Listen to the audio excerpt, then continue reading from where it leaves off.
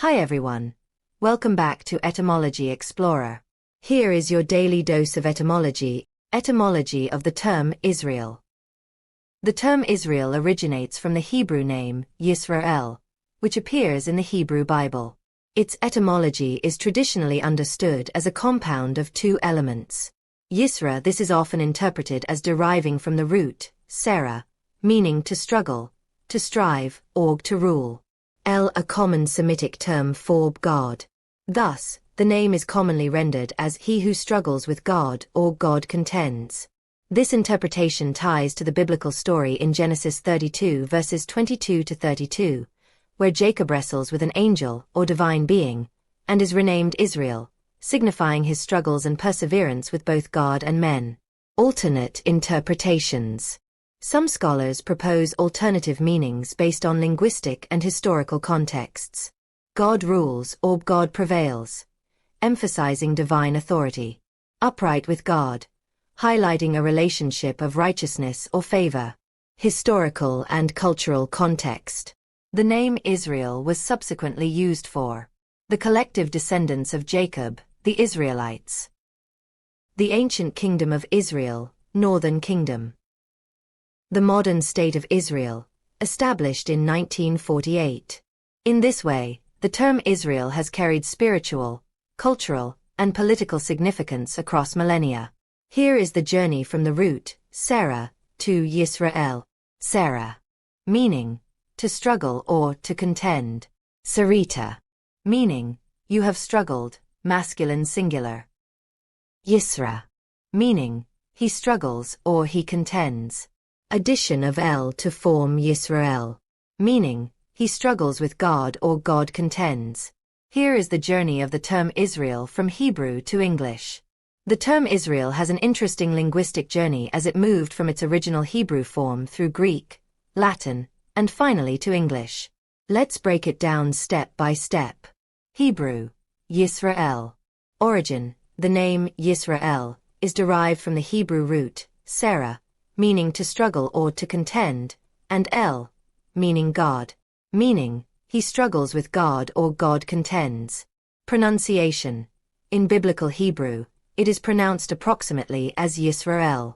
Greek, Israel. When Hebrew scriptures were translated into Greek, in the Septuagint, 3rd to 2nd century BCE, Yisrael became Israel. Greek used its alphabet to closely match the Hebrew. Pronunciation. Israel. Latin. Israel. When Greek texts were translated into Latin around the 4th century CE, particularly in the Vulgate, translated by Jerome, Israel became Israel in the Latin alphabet. Transliteration. Latin preserved the Greek spelling as closely as possible, simply converting it into the Latin script. Pronunciation. In classical Latin, it would be pronounced Israel, with a trilled R. English, Israel. From Latin, the term entered Old English, via religious texts, in the same form, Israel. It became fully integrated into Middle and Modern English. Spelling. The spelling Israel has remained unchanged since its adoption from Latin. Pronunciation. In Modern English, Israel or Israel, regional variations. This pronunciation diverged from the original Hebrew and Greek pronunciations due to the phonetic rules of English. Summary. Hebrew. Yisrael. Original term, root meaning struggles with God. Greek. Israel. Closely transliterated from Hebrew. Latin. Israel. Maintained Greek spelling, adapted to Latin script. English. Israel. Modern English adaptation of the Latin form. The State of Israel. The decision to name the modern state of Israel Israel was made during the final stages of its establishment in 1948, following intense deliberation among Zionist leaders. Here's the historical and political journey of how the name was chosen. 1. Historical and religious context. The name Israel has ancient biblical roots, originating from the patriarch Jacob, whose name was changed to Israel in the book of Genesis, 32:28. His descendants, the Israelites, were considered the original ancestors of the Jewish people. Over centuries, the land was referred to by various names, including Eretz Yisrael, land of Israel, in Jewish tradition, Judea during Roman times, and Palestine under Roman, Byzantine, and later Ottoman rule. 2. Zionist movement and naming options. During the late 19th and early 20th centuries, the Zionist movement sought to re-establish a Jewish homeland in the region. Several names were considered for the new state, reflecting historical, religious, and cultural connections. Eretz Yisrael, land of Israel, a traditional biblical term. Zion, symbolic of Jewish longing for Jerusalem and the land. Judah, evoking the ancient kingdom of Judah. Palestina, a secularized term used in the British Mandate period, although rejected due to its association with Roman and colonial rule. 3. The final decision, 1948. On May 14, 1948, the Provisional State Council, the temporary governing body, debated what to call the new state. David Ben-Gurion, who would become Israel's first prime minister, strongly supported the name Israel. It had biblical and historical significance as the name of Jacob and his descendants. It represented the continuity of Jewish identity and connection to the land over millennia. It was seen as inclusive of all Jewish people, not tied to a specific tribe, like Judah, or religious symbol, like Zion. The alternative, Eretz Yisrael, was rejected because it referred specifically to the broader territory and was seen as too expansive for the emerging state's initial borders. 4. Proclamation of the State of Israel. On the same day, the Declaration of Independence proclaimed the establishment of the state as Medinat Yisrael, the State of Israel. The name Israel was both modern and ancient, uniting the historical heritage with the Zionist vision of a sovereign Jewish state. 5. Symbolism of the name Israel. The name Israel emphasized the connection to the biblical promise of the land to the descendants of Abraham, Isaac, and Jacob. The continuity of Jewish history after 2,000 years of exile. Inclusivity for Jews worldwide, whether religious or secular, as descendants of the children of Israel. Summary. The choice of Israel as the name of the state was a deliberate and symbolic decision, rooted in its biblical and historical resonance. It was finalized on the Day of Independence, reflecting the leader's vision of uniting Jewish identity, history, and the aspirations of the Zionist movement. Etymology of the term Palestine. The term Palestine has a complex etymology that traces its origins through various ancient languages and cultural influences. Here's a breakdown of its journey. Hebrew, Peleshet. The earliest known form of the term Palestine is found in the Hebrew Bible, where it appears as Peleshet, referring specifically to the coastal region inhabited by the Philistines, a seafaring people who settled in the area around the 12th century BCE. The Philistines were known for inhabiting 5 major city-states: Gaza, Ashkelon, Ashdod, Ekron, and Gath. The root of the word Peleshet is often associated with the idea of migrants, or invaders, reflecting the Philistines' possible origins as settlers from the Aegean or Crete. Greek, Palaristin. The term was later adopted into Greek as Palaristin. Greek writers, including Herodotus, 5th century BCE, used the term broadly to describe the land of the Philistines and surrounding regions, often including parts of what was later known as Judea. The Greek usage marked the first expansion of the term's geographic and cultural scope beyond its original Hebrew meaning. Latin, Palaestina. The Romans adopted the Greek term, rendering it as Palaestina.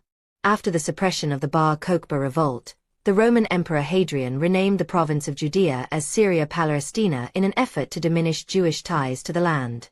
In this context, Palaestina was used as a politically charged term, blending the Greek name with the Roman administrative system.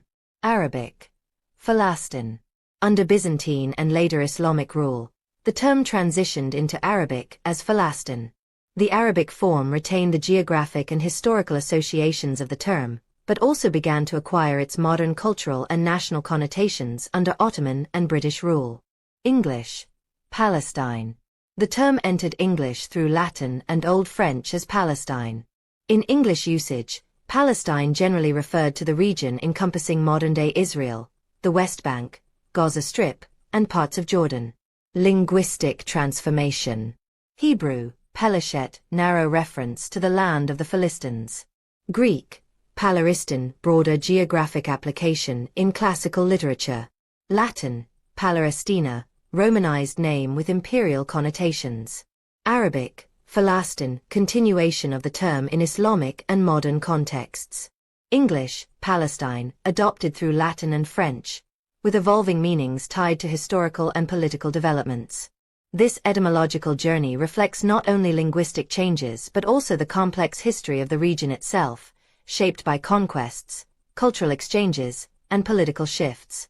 The State of Palestine. The question of whether modern Palestine is a state is a matter of international law, politics, and diplomacy. While the State of Palestine has been declared and is recognized by a significant number of countries, its statehood is not universally recognized due to ongoing disputes with Israel and the lack of full sovereignty over its territory. Formation of modern Palestine. Ottoman rule. Before the 20th century, the territory now referred to as Palestine was part of the Ottoman Empire, divided administratively among several districts. British Mandate, 1917 to 1948. Following World War I, the League of Nations granted Britain a mandate to govern Palestine. This included the responsibility to implement the 1917 Balfour Declaration, which supported the establishment of a national home for the Jewish people in Palestine, while also protecting the rights of existing non-Jewish communities. UN Partition Plan, 1947. The United Nations proposed dividing Palestine into two states, one Jewish and one Arab, with Jerusalem as an international city. The plan was accepted by Jewish leaders but rejected by Arab leaders. The result was the 1948 Arab-Israeli War. Israeli independence, 1948. The State of Israel was declared in 1948. During the war that followed, Israel captured significant portions of the territory designated for the Arab state. The remaining areas, the West Bank and Gaza Strip, came under Jordanian and Egyptian control, respectively. 1967 and occupation. In the 1967 Six-Day War, Israel occupied the West Bank, East Jerusalem, Gaza Strip, and other territories. These areas have since been the focal point of Palestinian aspirations for statehood. Palestinian Declaration of Independence, 1988. The Palestine Liberation Organization, PLO, under Yasser Arafat, declared an independent state of Palestine on November 15, 1988. This declaration was based on the 1967 borders, with East Jerusalem as its capital. The declaration gained recognition from many countries and was accompanied by the PLO's shift toward a two-state solution. Oslo Accords, 1993 to 1995. The Oslo Accords established the Palestinian Authority, which was granted limited self-rule in parts of the West Bank and Gaza Strip.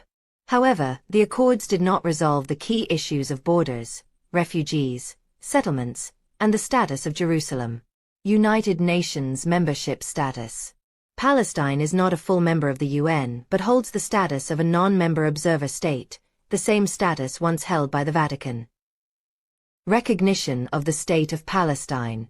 Approximately 75% of UN member states officially recognize Palestine as a state. Breakdown of recognition. Regions with high recognition. Africa. Most African nations recognize Palestine. Asia. A large majority of Asian countries, including major nations like India and China, recognize Palestine. Latin America and the Caribbean. Most countries in this region, including Brazil, Argentina, and Mexico, recognize Palestine. Eastern Europe. Many former Soviet bloc countries also recognize Palestine. Regions with lower recognition. Western Europe. Recognition is mixed.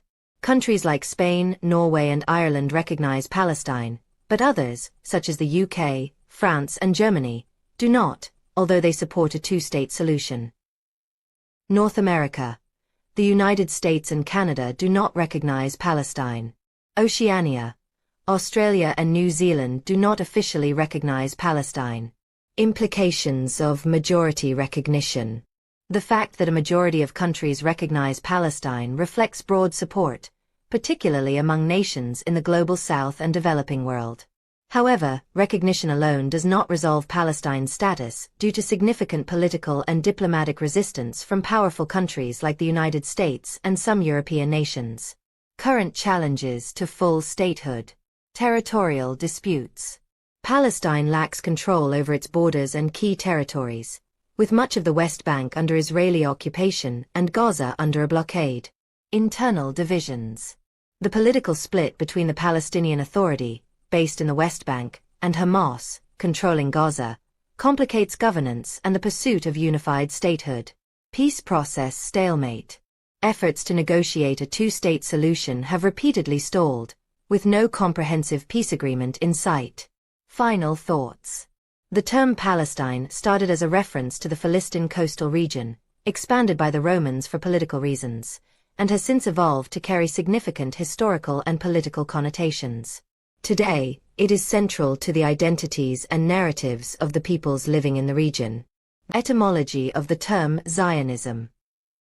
The term Zionism is derived from the Hebrew word, Zion, which originally referred to a specific hill in Jerusalem and later expanded semantically to represent the city of Jerusalem, the land of Israel, and the Jewish people's spiritual and national aspirations. The word itself is rooted in Semitic languages, with some scholars tracing it to a Canaanite or pre-Hebrew origin, possibly meaning fortress or dry place. Over time, Zion evolved into a powerful symbol of Jewish identity and hope.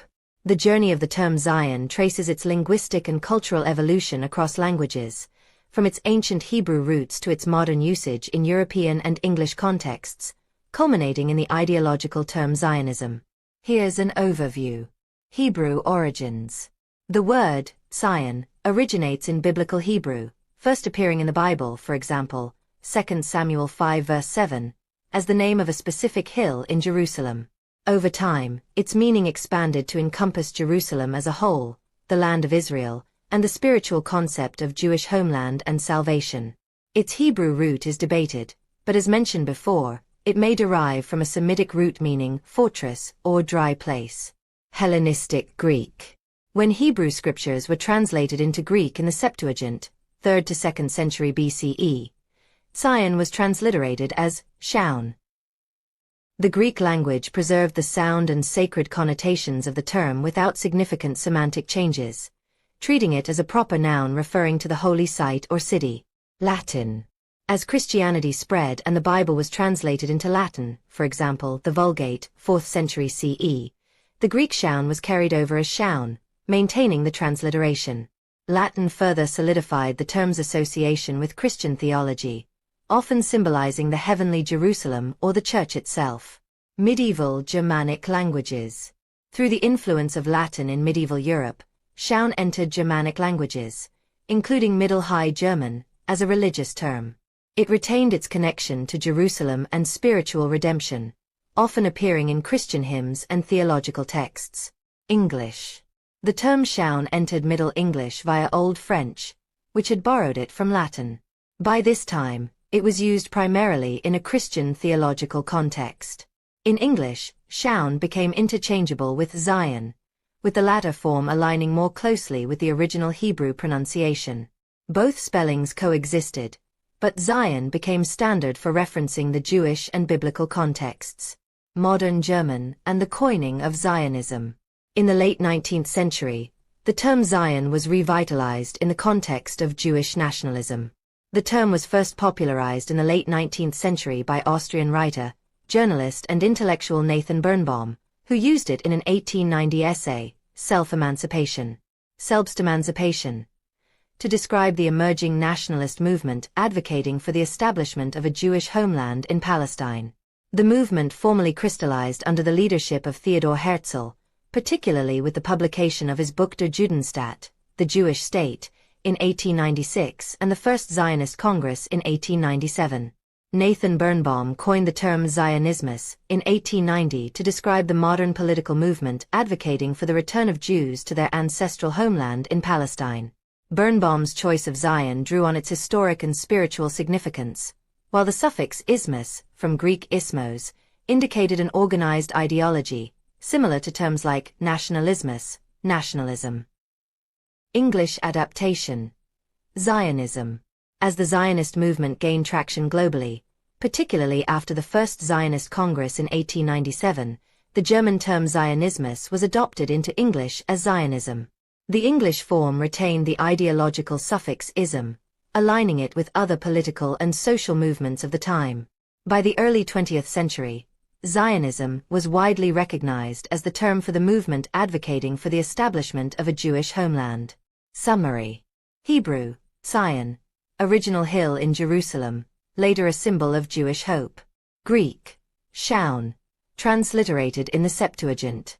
Latin, Schaun, maintained in Christian theological contexts.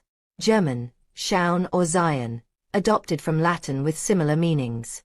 The term Zionismus was coined by Nathan Birnbaum, Austrian Jewish thinker and nationalist. English, Zion, used biblically, expanded into Zionism via German Zionismus, creating a political ideology from a historic and spiritual concept.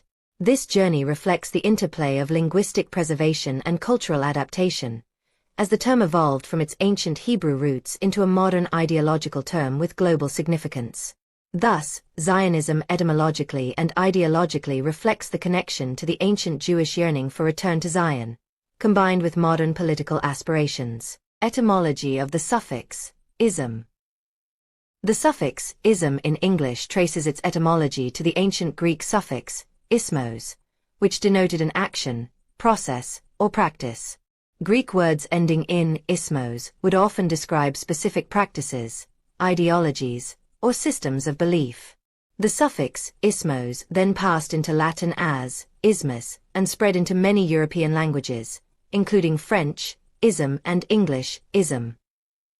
In English and other languages, ism evolved to denote not only actions or practices but also broader ideologies, doctrines, or systems of thought.